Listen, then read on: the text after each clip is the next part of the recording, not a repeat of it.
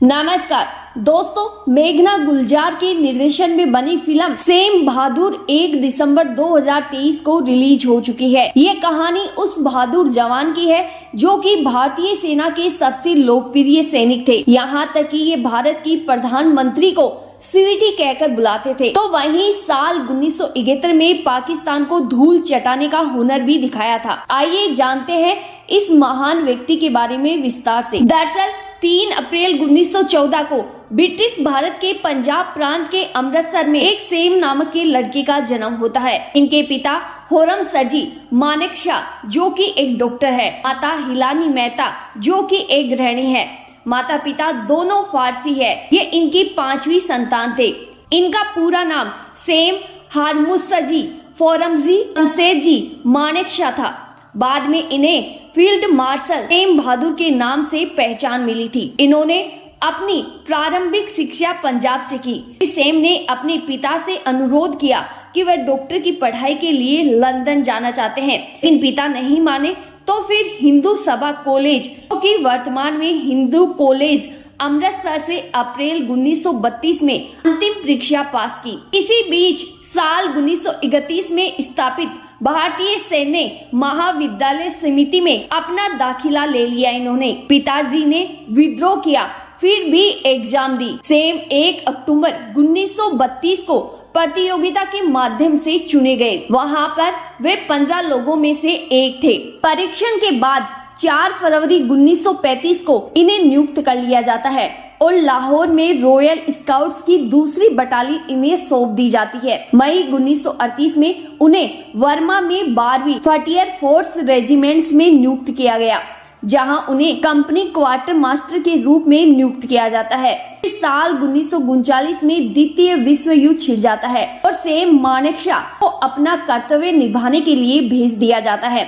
इसके बाद मानेकशा का जीवन युद्ध शुरू होता है। 4 फरवरी 1942 को इन्हें मेन कप्तान बना दिया जाता है। सेम ने 1942 में ही वर्मा अभियान में अपना कौशल दिखाया, जिसके लिए उन्हें सैन्य क्रॉस दिया गया, जो कि राष्ट्रमंडल बलों को दिया जाने वाला सर्वोच्च पुरस्कार था। सिंटोग नदी पर जापानी सेना जब सेम वर्मा से लड़ाई लड़ रहे थे, तब दुश्मनों ने एक साथ 7 गोलियां मार दी।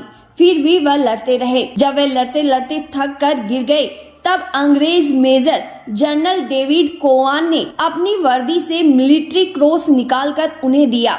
अंग्रेज अधिकारी ने कहा कि तुम कुछ समय में मरने वाले हो, इसलिए मैं अपना क्रॉस तुम्हें दे रहा हूँ। एक भारतीय सिपाही शेर सिंह सेम मानेकशा को अपने कंधे पर लेकर एक ऑस्ट्रेलियन डॉक्टर के पास पहुंचा। ऑस्ट्रेलियन डॉक्टर ने सेम का इलाज करने के लिए मना कर दिया, क्योंकि उसे लग रहा था कि सेम के बचने का कोई भी चांस नहीं है। लेकिन डॉक्टर पर दबाव डालने पर सेम की जांच की तो उसे पता लगा कि सेम के लंग्स, किडनी और लीवर में कुल 7 गोलियां लगी थी। जब डॉक्टर ने उनसे पूछा कि तुम्हें क्या हुआ है, तब सेम ने जवाब दिया कि एक खच्चर ने मुझे लात मार दी। जब सेम का इलाज शुरू हुआ तो वो मौत को हराकर जिंदा वापस आ गए और फिर से देश की सेवा में लग गए। इसके बाद वो 12वीं फ्रंटियर रेजिमेंट्स भारत के विभाजन के बाद पाकिस्तान सेना का हिस्सा बन गई। इसके बाद सेम को 8वीं गोरखा राइफल में ले जाया गया। तीसरी बटालियन 5 गोरखा राइफल के कमांडिंग कमांडर के रूप में अपनी नई नौकरी शुरू करने से ठीक पहले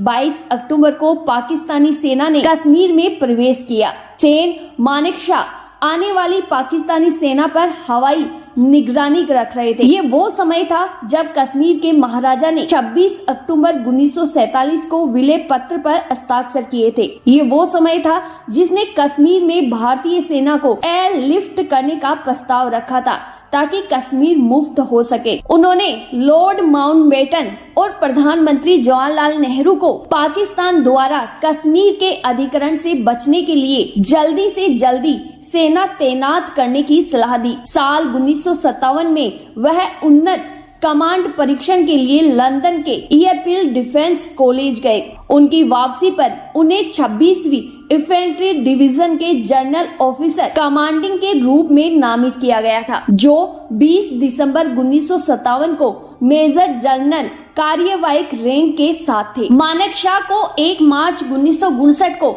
मेजर जनरल नियुक्त किया जाता है। तो वहीं अक्टूबर 1959 में ही उन्हें तमिलनाडु के वेलिगटन में डिफेंस सर्विसेज स्टाफ कॉलेज का कमांडेंट नामित किया जाता है। 8 जून 1969 को मानेकशॉ को 8वें सेना अध्यक्ष नियुक्त किया जाता है। अपने समय के दौरान उन्होंने भारतीय सेना को युद्ध के एक सक्षम हथियार में बदल दिया था। उन्होंने अनुसूचित जाति और अनुसूचित जनजाति के आरक्षण के खिलाफ वकालत की। उनका मानना था कि इस अभ्यास से भारतीय सेना का लोकाचार कमजोर होगा और सभी को समान मौका दिया जाना चाहिए। जुलाई 1969 में मानेकशॉ ने एक बटालियन का दौरा किया, जहां उन्होंने एक जवान से अपने नाम के बारे में पूछताछ की। तो उस जवान ने कहा कि मैं आपका नाम जानता हूं और आपका नाम है सेम बहादुर। तब से मानेकशॉ का उपनाम सेम बहादुर हो गया।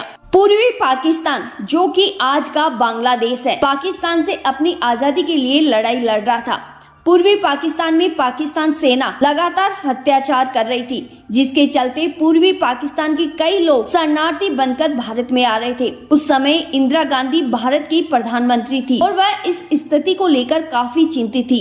27 अप्रैल 1971 को इंदिरा गांधी ने एक आपातकाल बैठक बुलाई और सेम की सेना अध्यक्ष होने के नाते बैठक में शामिल हुए। इंदिरा जी ने सेम को आदेश दिया कि पूर्वी पाकिस्तान में भारतीय सेना दखल दे। तब सेम ने इंदिरा गांधी जी के आदेश को मानने से इनकार कर दिया। उन्होंने इंदिरा जी से युद्ध की तैयारी के लिए कुछ समय मांगा। उसके बाद उन्होंने एक रणनीति तैयार की, जिसमें तीनों भारतीय सेना बलों के उपयोग के साथ साथ मुक्ति वाहिनी से सहायक सहायता भी शामिल की थी।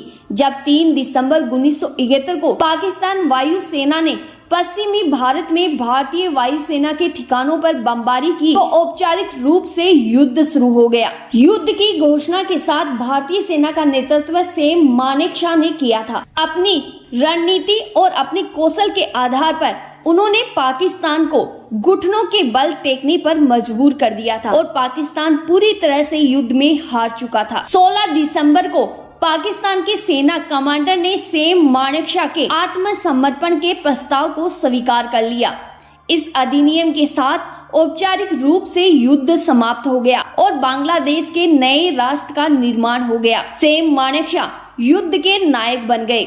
इंदिरा गांधी ने मानेकशॉ को फील्ड मार्शल के पद पर पदोन्नत किया और उन्हें पहले चीफ ऑफ डिफेंस स्टाफ के रूप में नियुक्त करने की मांग की थी। हालांकि नौकरशाही बाधाओं और अन्य मुद्दों के कारण चीफ ऑफ डिफेंस स्टाफ के पद पर उनकी नियुक्ति नहीं हुई थी। अब आपको सेम बहादुर यानी सेम मानेकशॉ के वो किस्से सुनाते हैं जिन्हें सुनकर आपको लगेगा कि वाकई बंदे में काफी हिम्मत थी। जब इंदिरा गांधी प्रधानमंत्री के रूप में कार्य कर रही थी, तब लोग उनसे कुछ भी कहने से डरते थे, तो वहीं सेम मानेकशॉ उनके सामने बिना डरे अपनी बात रख देते थे। साल 1971 के युद्ध में जब इंदिरा गांधी ने सेम से पूछा क्या हम युद्ध के लिए तैयार हैं, तब उन्होंने इंदिरा गांधी जी से कहा कि मैं हमेशा तैयार हूँ स्वीटी। इंदिरा जी जानती थी कि साल 1971 का युद्ध सेम मानेकशॉ के नेतृत्व के बिना नहीं जीता जा सकता है, इसीलिए वह उनके सारे नखरे सहती थी। अब बात करते हैं उनके दूसरे किस्से की।